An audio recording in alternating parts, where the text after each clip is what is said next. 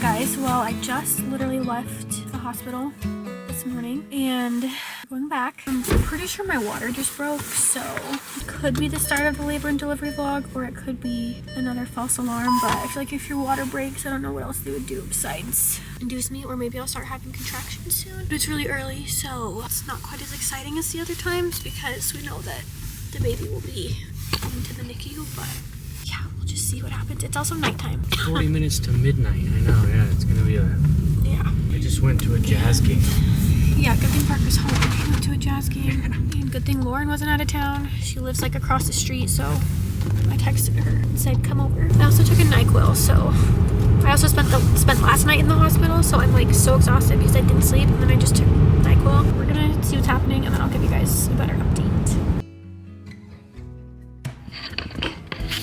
So they brought me straight back to a room because I'm like literally 1,000,000% sure my water broke. There's no way that this is pee. I was laying down. Usually they'll describe it as like either a gush of water or a trickle of water, and it was a trickle but kind of like a big one. So I got up and was like, okay, weird, let me go lay back down and see if that happens again, and it did. So I told Parker, I was like, we should get up and do something about this. And then when I was in the bathroom kind of like packing my bag and getting stuff ready, I squatted down to put something under our sink, and I think that like fully broke my water bag because since then it is like insane. So they brought me straight back to a room. They're not even like, usually when you come to the hospital to have a baby to like check if you're in labor, they'll just like monitor you for a little bit, and then once they confirm it, they'll bring you back into an actual room. They didn't even do that this time. So yeah, I literally left here this morning. Thought I was leaking fluid yesterday, but I don't know what's gonna happen because I have 2 vlogs filmed already, so I don't know what you guys have seen, when this will go up, whatever, but I filmed that other experience that I had yesterday, and basically they did like 2 tests, or they did basically 4 tests to see if it was my water, and 2 of them said yes, 2 of them said no. They weren't sure, kept me overnight, let me go home. Literally just left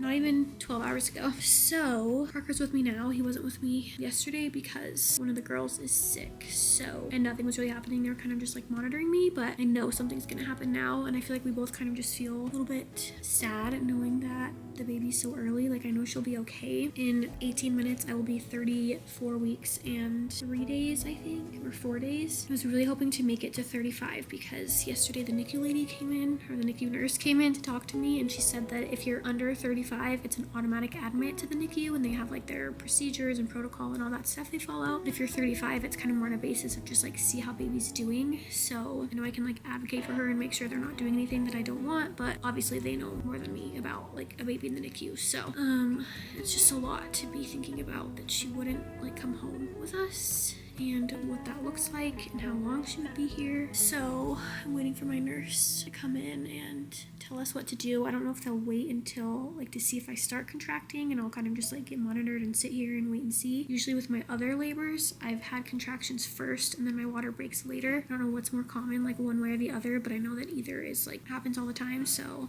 I don't have contractions right now, but my water is broken. They haven't confirmed that for me, but I already know. I know that yesterday it was dilated to like maybe a 2.5, and I think my doctor said like 80 to 90% thinned out. That's what's happening right now. I really wanted to just sleep in my bed tonight. I was really hoping to make it to 35 weeks. I'm like so close. Basically Wednesday, and I'm 35 on Saturday. But I don't know what they would do besides just wait for me to contract and then induce me. Okay, so a little update. I am definitely officially in labor. I've had 1,000,000 Braxton Hicks contractions this pregnancy, which are like practice contractions. And honestly, I feel like I couldn't remember what a real contraction, like a labor contraction, feels like. So I was worried that when I was going into labor, I would like just not remember and not be able to tell the difference between the two. But I have definitely started feeling labor contractions. So I actually just got my epidural. I think I'm probably dilated to the 3 still. They checked me maybe like an hour ago. So this is the earliest that I've ever got the epidural. Usually I was at like a 5 or a 6 when I actually came into the hospital, and the baby was super low, but the baby's not like that low yet. So this is just like so weird. I literally feel like I'm just disassociating from this happening right now, because even though I was in the hospital today and yesterday for this same thing and like thinking maybe she would come, I also did not think she like actually was gonna be coming. 5:41 a.m. Getting close. We just checked Aspyn, and she's at an 8. It's most likely gonna go pretty quick from here.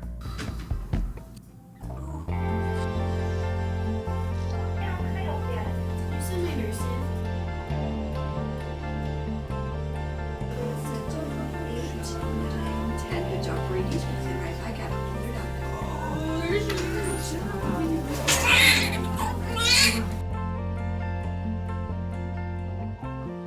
I feel like I'm definitely like in shock right now, so I don't have like a lot of emotions. Like this is so hard to process, and it all happened really fast. I've had a feeling she was gonna come early the whole pregnancy, but I did not think this early. I thought like maybe 37 weeks, and I'm just like so like I'm not pregnant anymore, and I have a baby all of a sudden. Oh, I feel really tired. Did not sleep last night because I was in the hospital. And then tonight I haven't really slept at all either. I think I got like maybe an hour or two of like rest, but the nurse was coming in probably every hour or two. I think we kind of like went to bed, and I got the epidural around 3, and it's only 6:40 right now. She's doing really well for being as little as she is. So I only got to do skin to skin for like a second with her, but they took her up to the NICU. Parker's with her. I have to stay in here for like an hour and a half, and then I can go up with her. So I'm just like waiting for this to kick in and hit me, and I don't know when it's going to, but I'm not pregnant anymore. I'm so confused. This literally just feels like a dream, especially because it's the middle of the night.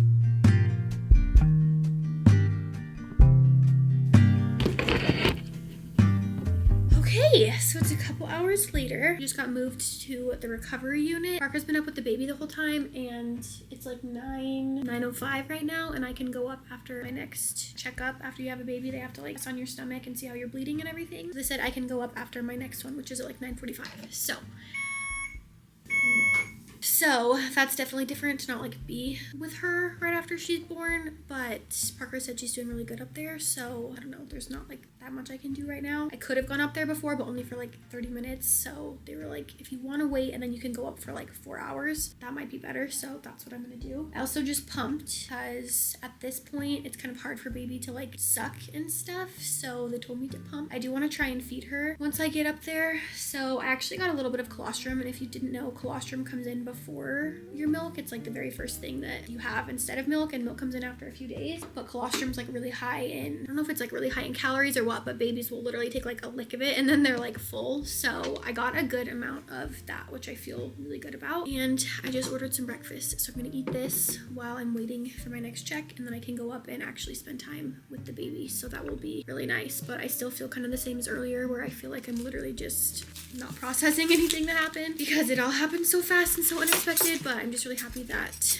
the baby's doing well so far. It's actually snowing like crazy. To talk a little more about how it all went down, because I can't remember what we filmed. Yesterday morning I had an OB appointment. Felt like I was kind of leaking a little bit, had my OB check, ended up getting admitted, stayed the night. She couldn't really tell for sure. She said that I could go into labor in the next, like, I can't remember if she said 12 to 24 hours or 24 to 48 or whatever, but basically just letting me know, like, could have this baby soon. But I was like, no, there's like no way that I would. I was wrong. So then I was laying down last night and it started to feel like the trickle of fluid. So I was like, okay, weird. Let's lay down again and see if that happens again. And it happened a few minutes later. So I knew that I needed to go in. So I texted Lauren to come over. Thank goodness she lives close. She's actually planning on moving this summer, so she's not gonna live close to me anymore. And I'm so sad. It always makes me feel so much better in like emergency situations to just have someone like so close. So she came over while we called my mom and said, hey, can you come down and be with the girls? So then my mom came down. She doesn't live quite as close, so we came to the hospital. I'm so grateful that we live close to the hospital too. Obviously we would like drive any distance for the safety of our baby, but it's really nice to not have like a super long drive, especially when you just don't know what's going on. And even to be able to leave the hospital, and the fact that the baby's going to be in the NICU for a little bit, to be close. I'm just like so grateful that we're just like up the street. It'll make it easier to come and be with her and swap out and all of that stuff. So I don't really know what the next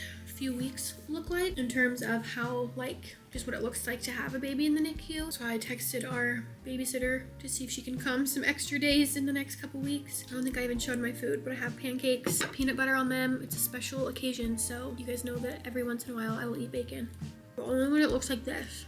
It needs to be like crispy. This is a little floppy, but it's like cooked through crisp. Anyways, back to what happened last night. So we got here and I've had a lot of Braxton Hicks contractions, which are just like the practice ones. I was worried that I wouldn't like remember the difference between the practice ones and the real ones, but as soon as I got admitted and like they got me hooked up to everything, I started feeling the actual contractions. And I think I was dilated to a 3 when I came in. I was dilated to a 2 yesterday. So they actually wanted to start me on Pitocin or something to like, well, not or something. They wanted to start me on that because that like induces your labor. But I was like, I want to to just wait and give my body a chance to do it on its own because it's done it on its own before both times. So they kind of checked me all throughout the night. So I got the epidural maybe when I was dilated to like a 4, which is like the earliest that I've ever gotten it, but I wanted to just like try and be able to get some rest. So I'm glad that I did that, even though I will say it was the most painful epidural that I've had out of the 3. It's worth it to me to have that instead of contractions. My contractions didn't really get like that bad since I wasn't super dilated. I just wanted to have that taken care of. So got like a tiny bit of rest. They kept checking me. They checked me probably around like 5:45 and I was at an 8. Or she said like 7 to 7.5. And with Lola, I went from an 8 to a 10 in like literally 5 minutes. So I was like, okay, can you call the doctor and like start getting ready because I know this is gonna happen really quick. And she said that the baby was a lot lower. And that is when I started feeling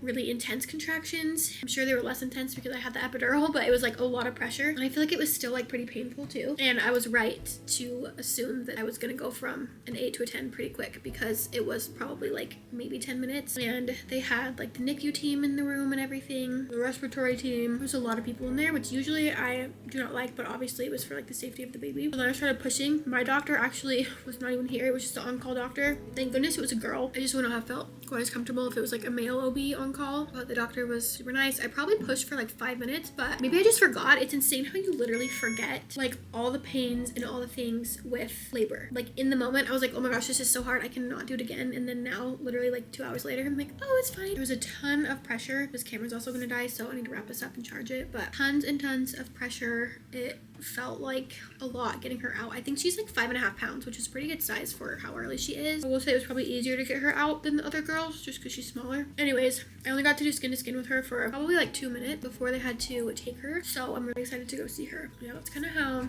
it all went down.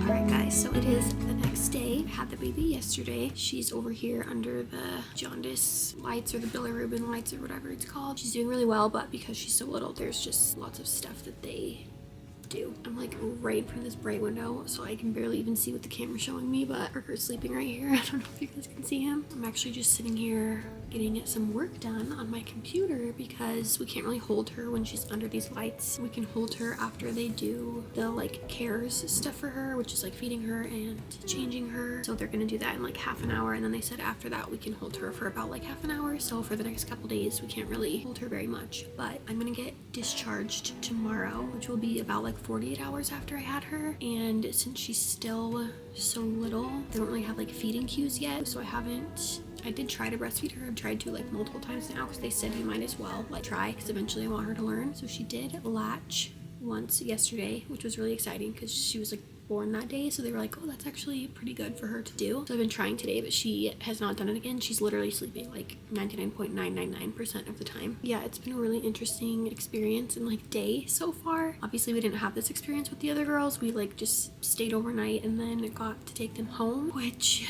is much more ideal, but the girls actually got to come and meet her today, which was really fun and really special. So that was super sweet. And then tomorrow we'll get to go home and we'll kind of figure out a schedule for like how often we'll be here and be coming back and everything like that. I'm actually feeling pretty good for just giving birth yesterday morning. My back where I got the epidural always gets a little bit sore, so my back kind of hurts, and then I've been like a little bit crampy, but not that much because since she hasn't been breastfeeding, normally you have like after birth cramps that get worse with every baby, and I'm not even kidding, this is what I was the most nervous for because with Lola the cramps were so bad. I swear they hurt like just as much as contractions. So this time I was like, oh my gosh, if they're gonna be worse than they were with Lola, that is gonna suck so bad. They're triggered by like nursing, and since she hasn't been doing that, I have been pumping, but it doesn't seem to like be triggering the same way. So yesterday when she was nursing, it was cramping and like I was cramping and hurting so bad, but for the most part I haven't really had those cramps, which has been really nice. So I feel like my postpartum so far has been pretty good. Obviously she's a smaller baby, but it was still